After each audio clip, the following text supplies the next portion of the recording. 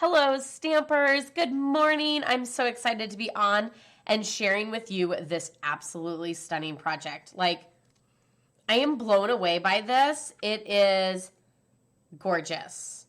The texture, the glitter, I don't know, I kind of want to say masculine, but maybe not. You could mix this up and make it into a masculine birthday card where it says happy birthday instead. I think. What do you think? Anyway, we're going to make this and it's going to be so fabulous. And yeah, I've been so excited and can't wait to share this project with you. And so today is the day that I'm sharing it with you.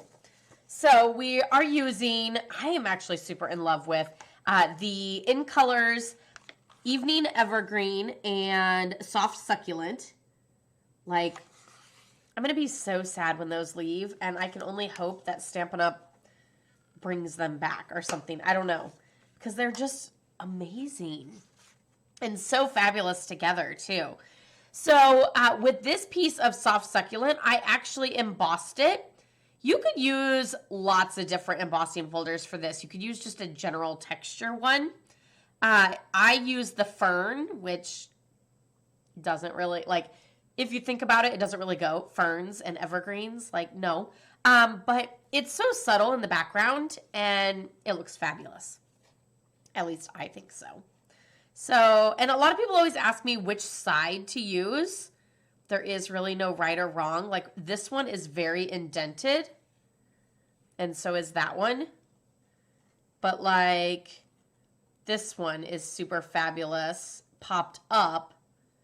And then so is this one. So it just depends. You can do whatever you want. So when it comes to embossing folders, you could use your regular favorite adhesive. I am going to use tear and tape only because I want to make sure it has a nice strong hold. I'm adding a lot of layers on top of it. So I definitely know that it's going to be sort of pulled on, if you will. So I just want to make sure that my base is going to stay on my card. I don't want this card to fall apart. And since there's so much texture to this image, the adhesive isn't really staying or, hitting every single surface. The other thing is my favorite adhesive is a two-sided runner tape. And I don't want to smash my embossed image by pressing hard. So again, tear and tape is kind of my favorite when it comes to this. I don't use it for every layer. So I'm just going to add this on just like that. And then I have a piece of glitter paper, stunning. Love it. This I'm going to add on with dimension. You know what? I'm not going to add it. Yes, I can go ahead and add it. I'm going to add this on with Stampin' Dimensionals.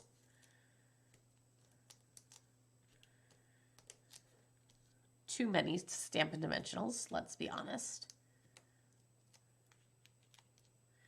I don't know why, but I have my laptop farther forward than I normally do because my desk is such a mess. There's limited space. But I feel like I keep looking over here and I'm right there. So I apologize if I look like I'm looking all over the place. That's just crazy me. Okay, so we're going to add the glitter. And like I said, I use dimensionals to get in the grooves of the design or the textured paper. So now we're going to kind of set that aside. And we have a piece of basic white designer paper. I'm using the Lights Aglow, but you could also use the In Color Designer Series paper and then use either Soft Succulent or Evening Evergreen and get the same look. So with this, I am actually using the trees from Trees for Sale. So this is in the mini catalog. And I know you guys all loved the tree lot dies that was in the celebration a couple months ago, as they sold out very quickly. So this card doesn't actually use those. So I just want to share a nice fun sample using the stamp set without using the dies because not everybody has the dies and they're no longer available. So again, I'm using Soft Succulent and Evening Evergreen. I'm using Soft Succulent for the solid base. So we're going to stamp that first. And there's so many different ways that you can do this. Start in the middle and work your way out. Start from the left, work your way over and wing it. Start from the right, work your way over and wing it. It really doesn't matter. I sort of started in the middle, and you don't necessarily want it like all the way to the top, but like close to the top, because like the bottom has the Merry Christmas greeting and that designer paper. But I will also say that that Merry Christmas greeting can go anywhere. So if you're like, I don't really like floating trees, I get it. That's kind of scary. Then you can always adjust your greeting to be higher or lower to sort of take care of that.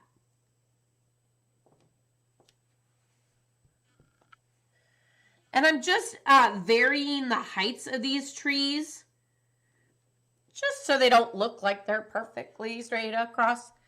Because let's be honest, that wouldn't happen in nature or in stamping. So I'm not even going to try. Okay, that one's really high up. That's where my bow is going to be, so it's okay. And then Evening Evergreen for the inside piece.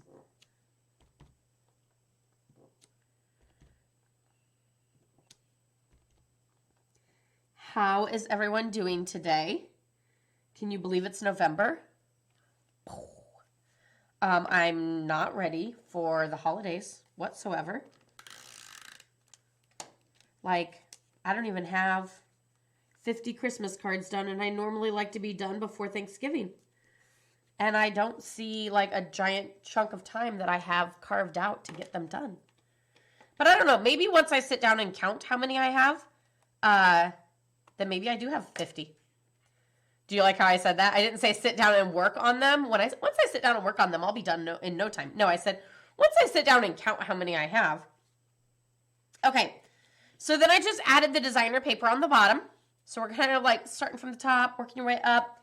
Then I have just a little strip of white.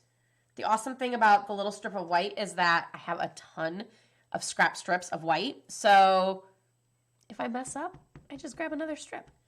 So we're going to kind of stamp the Christmas greetings image greeting to the right-hand side so that we have room for the bow on the left-hand side.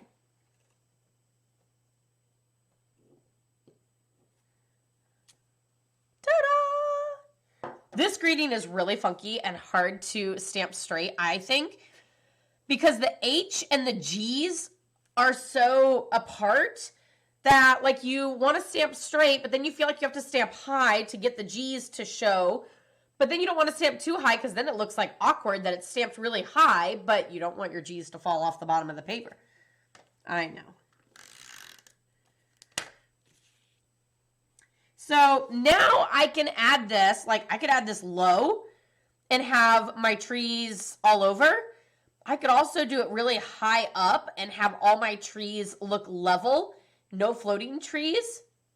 So again, you can do that however you wish, depending on where you want your trees and how you want them to be.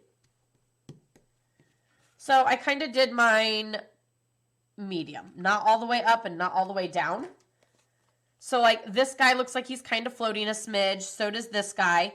But I think it's also just like they're just level. And then again, my bow is going to go right here. So that'll be okay. Now, I added this to the glitter.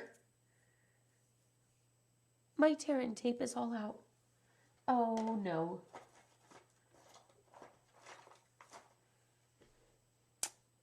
Hold, please.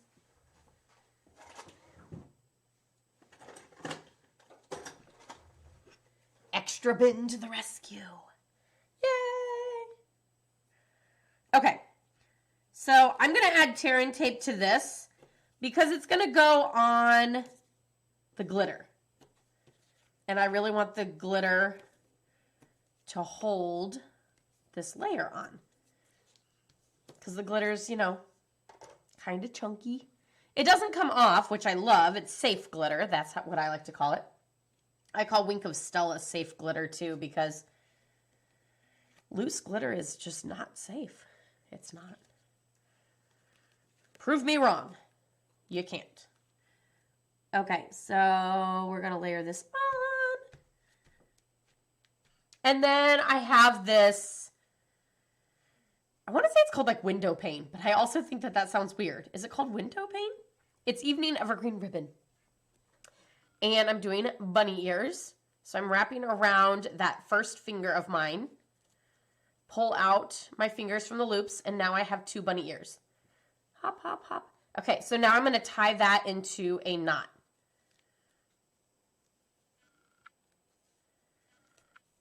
And it looks like a hot mess, right? Okay, that's fine. No big deal. So that's what it looks like. And I'm going to then hold this side and pull through. Sort of.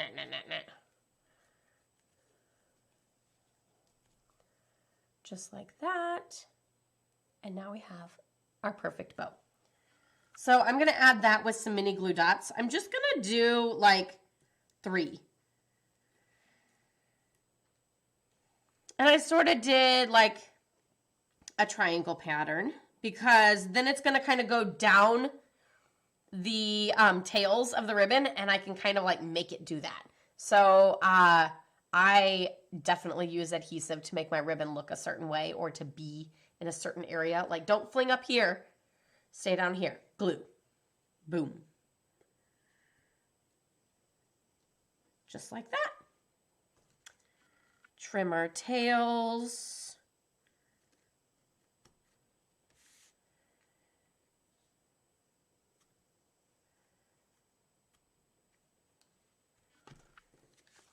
And there you have that fabulous card. Wait, we're not done. The inside, I'm going to stamp with another tree. Ooh, a floating tree apparently. Just a little cute tree. Isn't he adorable?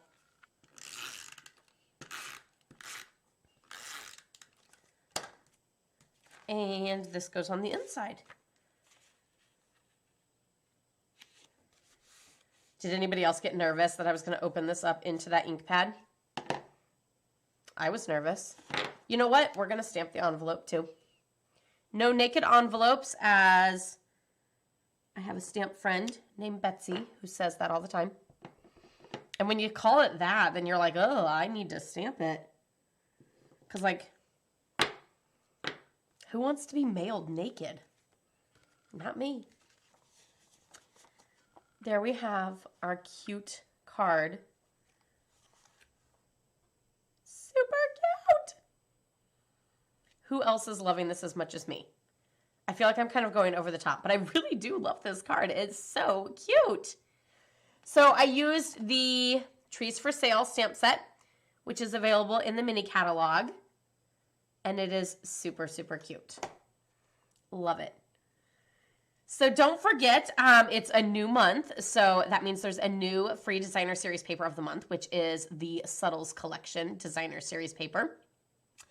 And there's also a new suite out called Fitting Florets, and it is stunning. It's got flowers in it. Aww. And I'm doing that as the November online card class. So check that out. I'll leave links in the description for that.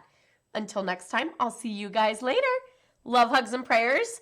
Stay safe, stay healthy, stay warm, because, winter is coming. But anyway, we will get through, and it'll be spring in no time, I hope. I really hope. I hate winter. But together, we'll stay in the basement, and we'll hide, and we'll stamp together. How does that sound? Perfect. I'm excited. Anyway, I'll see you guys all later. Have a good one. Happy stamping. Bye-bye.